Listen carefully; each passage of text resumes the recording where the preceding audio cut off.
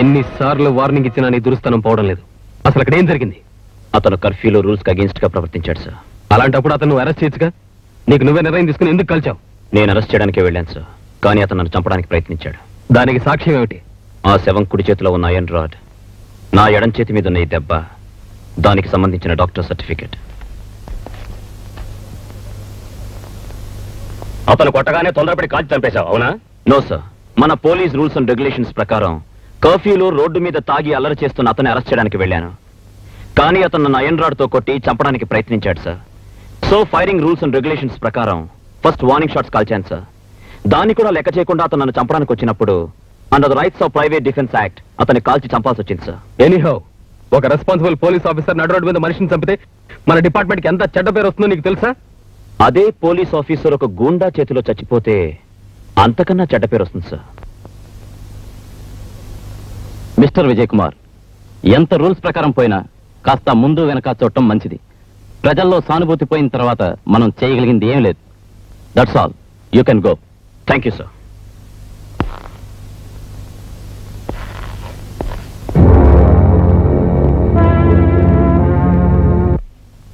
మీరు ఆఫీసర్గా ఎంతో ఎత్తుకెదుగుతారన్న ఆశ కంటే మనిషిగానైనా నాకు దక్కుతారో లేదో అన్న ఆతృత నాలో ఎక్కువ అవుతుందండి. బాధ్యతలు వదిలి పారిపోవాలనుకోవడం పిరికితనమే కాదు, చేతగానితనం కూడా. నీ మగుడు పిరికివాడైతే నీకు అవమానం కాదా? ఏమండి, నేను చెప్పేది మిమ్మల్ని పిరికివాడిని చేయాలని కాదండి. ఇరుగు పొరుగు వాళ్ళంతా ఏ క్షణంలోనైనా మీ విరోధులు మిమ్మల్ని చంపేస్తారని చెప్పుకుంటుంటే ఒక భార్యగా, ఒక బిడ్డకు కాబోయే తల్లిగా నా మనసు గజగజ వణికిపోతోందండి. అందుకే అన్నాను, నాతో బ్రతికే వాళ్ళకెవరికైనా కావాల్సిందే కేవలం నా మీద అభిమానం మాత్రమే కాదు, నా లక్ష్యంలో నాకేం జరిగినా తట్టుకునే గుండె ధైర్యం. గుండె ధైర్యం అంటే గుండెగా మారమనా? మనిషి రక్తం తాగే పులిని జీవహింస పేరుతో వదిలేస్తే అది ఊరినే శ్మశానంగా మారుస్తుంది. దాన్ని వేటాడి చంపడం గుండాతనం కాదు. నేను అడిగింది మిమ్మల్ని మీరు సమర్థించుకుంటారని కాదు, మీది తప్పో కాదో చెప్తారని. వాడు మీ అన్నయ్యని చంపడం తప్పు కాదా? వాడికి తొత్తులై వాడిని విడిపించిన ఆ పెద్ద మనుషుల తప్పు కాదా? నా నీతిని, నా సిన్సియారిటీని, నా ఆదర్శాన్ని గొంతు నిలిమి ఆ రౌడీయిజానికి రాచరికం కట్టడం ఈ రాజకీయం తప్పు కాదా? ఒక సిన్సియర్ పోలీస్ ఆఫీసర్ గా ఓడిపోయాను, అందుకే చట్టబద్ధంగా వాడిని చంపి గెలిచాను. మీరు చేసింది తప్పో ఒప్పో ఈ 4 గోడల మధ్య ఒంటరిగా ఈ చీకట్లో మీ మీద తిరగబడుతున్న మీ అంతరాత్మను అడిగితే తెలుస్తుంది. సుధా, నువ్వొక ఐఏఎస్ ఆఫీసర్ వని, సమాజాన్ని, చట్టాన్ని, చదువు సంస్కారాలతో ఆలోచించగలవని నీకు నా ఆవేశానికి అర్థం చెబుతున్నా. ఈ వ్యక్తులు, వ్యవస్థ, పరిస్థితులు, పరిసరాలు న్యాయానికి 4 పాదాలుగా ఉండి సక్రమంగా ఉంటే యువతరం ఇలా దారి తప్పాల్సిన అవసరం ఉండదని, అధర్మం వెర్రితలలు వేసి విర్రవీగినప్పుడు తెగ నరకమని సృష్టించిన దేవుడే చెప్పాడు. అందుకే ధర్మాన్ని నిలబెట్టాల్సిన చట్టాన్ని అధర్మాన్ని చీల్చే అంకుశంగా చేశాను. అన్నా, చిన్నను చంపిన ఎస్ఐ గారిని అన్న పెద్ద కర్మ అవ్వకుండానే ఏసెయ్యాల. స్పాట్ ఎప్పుడో చెప్పన్నా. వాడిని ఒక్క ఏటితో నరికితే చాలుదురా. ఎవరిని తెగ నరికితే వాడు జీవితాంతం బాధపడతాడో అక్కడ స్పాట్ పెడతాను. నా తమ్ముని గురించి నేనెంత విలవిలలాడిపోతున్నానో అంతకు 1000 రెట్లు వాడు నరకయాతన పడేటట్టు చేస్తాను.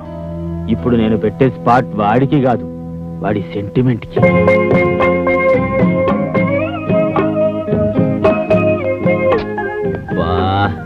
యూనిఫామ్ వేసుకుని ఊరంతా కమాండ్ చేస్తున్నాను, నిన్ను పనులు చేయకుండా కంట్రోల్ చేయలేకపోతున్నాను. ఇలాంటప్పుడు పనులు చేయడం మంచిదని డాక్టర్ చెప్పారండి. ఎవరా రాసుకెళ్ళి నా పెళ్ళాన్ని పనులు చేయమంటానికా? చూడండి, తొలిచూలు పురుడు ఆడది పుట్టింట్లో పోసుకోవాలంటారు. నాకు పుట్టిల్లు మెట్టిల్లు 2 ఈ ఇల్లే. అయిన వాళ్ళు, ఆదుకున్న వాళ్ళు నాకు మీరే. నేను ప్రసవించేటప్పుడు మీకెన్ని పనులున్నా సరే నా దగ్గరే ఉండాలి. ఉంటారు కదా? నీ దగ్గరే ఉంటాగా. ఒట్టు ఒట్టు. విజయ్, చెప్పండి సార్. ఇది అర్జెంట్ గా మాట్లాడాలి, ఒకసారి వస్తా. అలాగే సార్, ఇప్పుడే వస్తాను. ఎక్కడికండి? సీఎం గారు ఎందుకో అర్జెంట్ గా రమ్మన్నారు, వచ్చేస్తాను.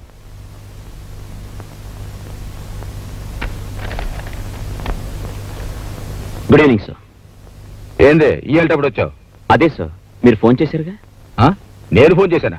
అవును సార్, ఫోన్లో మీరే చెప్పారుగా అర్జెంట్గా రమ్మని. ఆశ్చర్యంగా ఉందే, నాకు తెలియకుండా నేను ఫోన్ చేయడం ఏంది?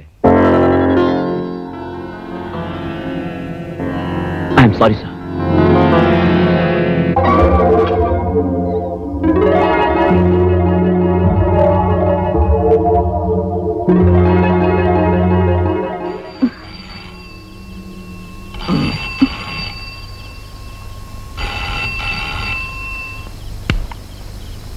హలో పార్వతి, నేను విజయ్ని. ఏంటండి? నేను ఇంటికొచ్చేదాకా ఎవరొచ్చి తలుపు కొట్టినా సరే తలుపు తీయద్దు. నేను ఇంటికొచ్చేదాకా ఎవరొచ్చి తలుపు కొట్టినా సరే తలుపు తీయద్దు. వినపట్టం లేదండి. ఏంటి? పార్వతి, ఉండండి, ఇప్పుడే వస్తాను. హలో,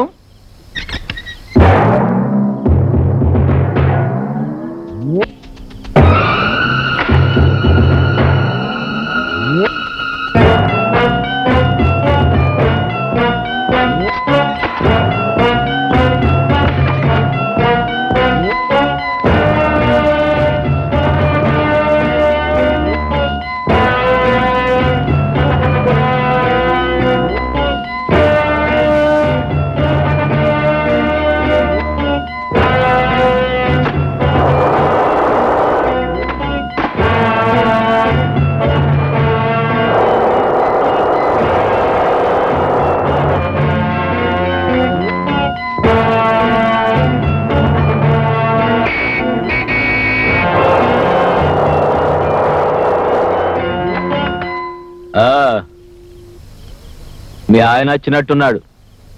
ఈరోజు తప్పించుకున్నావు, రేపు మళ్ళీ వస్తా. ఎట్టా తప్పించుకుంటావు చూస్తా.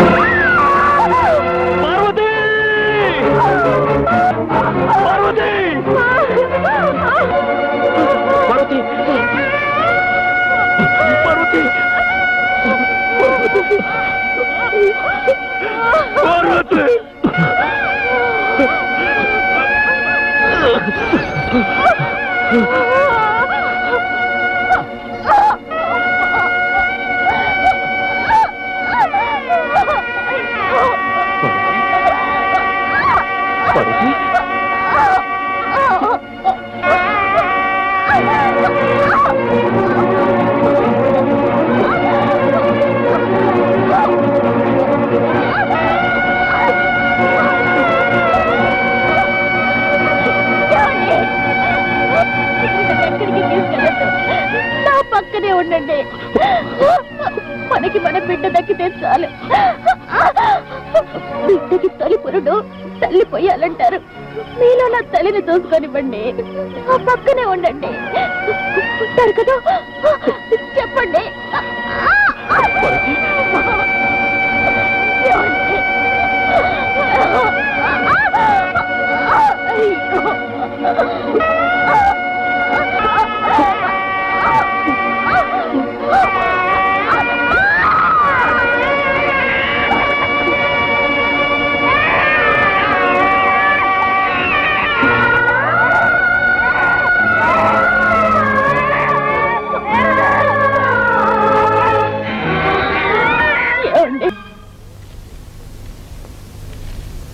నా ఓదార్పులు నీకు జరిగిన అన్యాయాన్ని తీర్చలేవని నాకు తెలుసు.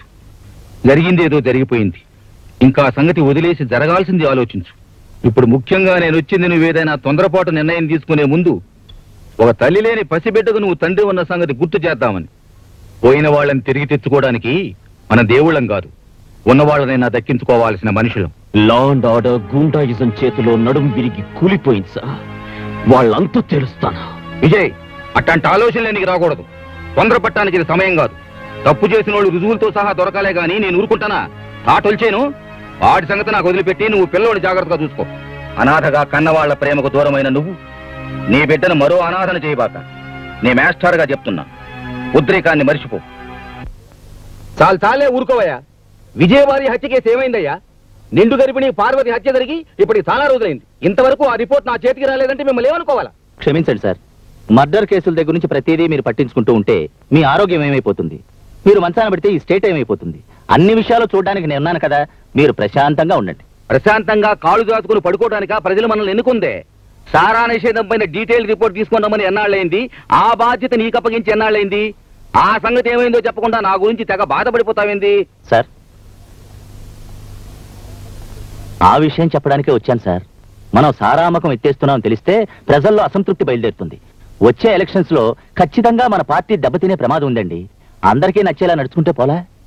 నాకు తెలిసిన పెద్ద సారా కాంట్రాక్టర్ ఉన్నాడు, అతను మనకు అండగా ఉంటాడు. మన పార్టీకి ప్రజల్లో ఉన్న పలుకుబడికి తిరుగులేదు. రాష్ట్రానికి సంబంధించిన అన్ని విషయాలు తెలిసిన ఆథరైజ్డ్ పర్సన్ గా చెప్తున్నానండి. అట్నా? అన్ని విషయాలు తెలుసా? ఏది ఇప్పుడు మన రాష్ట్ర జనాభా ఎంతో చూపు చూద్దాం. నన్ను అడిగితే నేనేం చెప్తానండి, సెక్రటరీని అడిగి చెప్తానండి.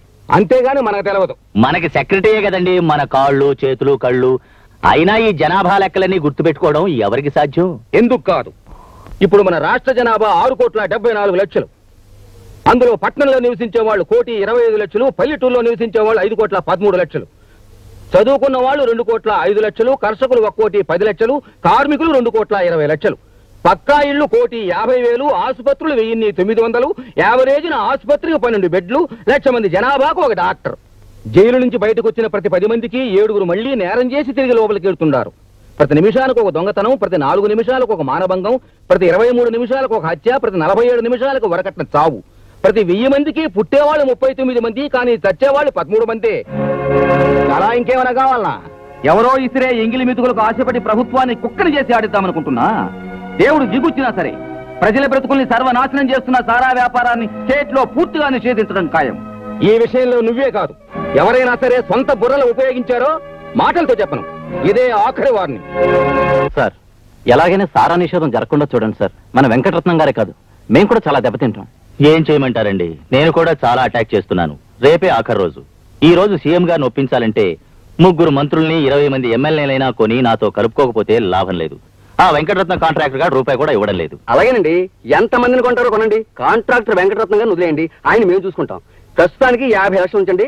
డెసిషన్ వచ్చిన తర్వాత ఇంకో 50 లక్షలు స్పెషల్ గా తెచ్చిస్తాను. నమస్కారం సార్. నమస్కారం సార్.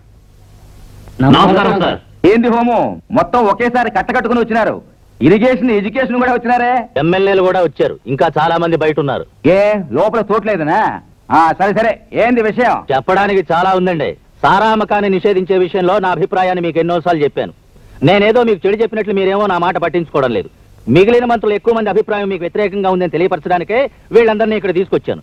మంది ప్రజాస్వామ్యం కదండి, తేడా వచ్చిందంటే మొత్తానికే తేడా వస్తుంది. ఆలోచించుకోండి. ఆలోచించాను, వాళ్ళు కూడా ఆలోచించుకునే వచ్చారు. చెప్పండి. చెప్పండి అయ్యా చెప్పండి. చెప్తామండి, మాకు భయం ఏంటి? మన హోమ్ మినిస్టర్ గారు చెప్పింది కరెక్ట్ అని చెప్పడానికి తల 5 లక్షలు ఇచ్చారు. మిగిలిన వాళ్ళందరికీ తల 1 లక్ష ఇచ్చారండి. అవునండి. రేపు ఇంకా ఇస్తామన్నారండి. ఇందాక మీరు చెప్పిందే కదండి. మీరు చెప్పినట్టే నమ్మించి తీసుకొచ్చామండి. అవునండి. నువ్వు వాళ్ళతో మాట్లాడాక వాళ్ళు నాతో మాట్లాడారయ్యా. నిన్ను ఇక్కడికి లాక్రమని చెప్పింది నేనే.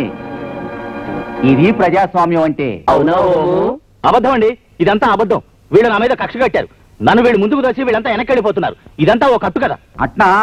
ఆ కట్టు కథలోని పెట్ట కథ కూడా నా గుప్పెట్లోనే ఉంది. సుధా, ఏ పని చేయి. సార్, ఎలాగైనా సారా నిషేధం జరగకుండా చూడండి సార్. మన వెంకటరత్నం గారే కాదు, మేము కూడా చాలా దెబ్బతింటాం. ఏం చేయమంటారండి, నేను కూడా చాలా అటాక్ చేస్తున్నాను. రేపే ఆఖరి రోజు. ఈ రోజు సీఎం గారిని ఒప్పించాలంటే 3 మంత్రుల్ని 20 మంది ఎమ్మెల్యేలైనా కొని నాతో కలుపుకోకపోతే లాభం లేదు. ఇప్పుడేమంటావు? నువ్వు 7 సముద్రాల అవతల ఎదవ పని చేసినా నేను రికార్డు చేయగలను. అందరూ నీలాంటి ఎదవలనుకున్నావు. ఆ డబ్బు కక్కుర్తుపట్టడానికి ఇది నా మినిస్ట్రీ. సారా కాంట్రాక్టర్లకి స్టేట్ ను దారాదత్తం చేస్తా. ఈ క్షణమే సారా లైసెన్సులు మొత్తం క్యాన్సిల్ చేస్తున్నా. నేను ఈ అవకాశం కోసమే ఎదురు చూస్తున్నాను. ఇంకొక క్షణం నువ్వు మినిస్టర్ గా ఉండడానికి వీల్లేదు. వెంటనే రాజీనామా చేయి. అంటే నేనంత చేతకానివాడు అనుకుంటున్నారా? నేను ఆ ప్రయత్నంలోనే ఉన్నాను. ఎంతైనా నేను పబ్లిక్ మనిషిని కదా, మీ అంత తొందరపడకూడదు. ఆయనకి ఏమైనా జరిగిందంటే అంతా నన్నే అంటారు. అది ఆలోచిస్తున్నాను. ఏంది వయ్యా ఇంకా ఆలోచించేది? అంతా నేను చూసుకుంటా. November 14 spot. బ్యాక్గ్రౌండ్ ఫైనాన్స్ మీరు చూసుకోండి. సీఎం సంగతి నేను చూసుకుంటా.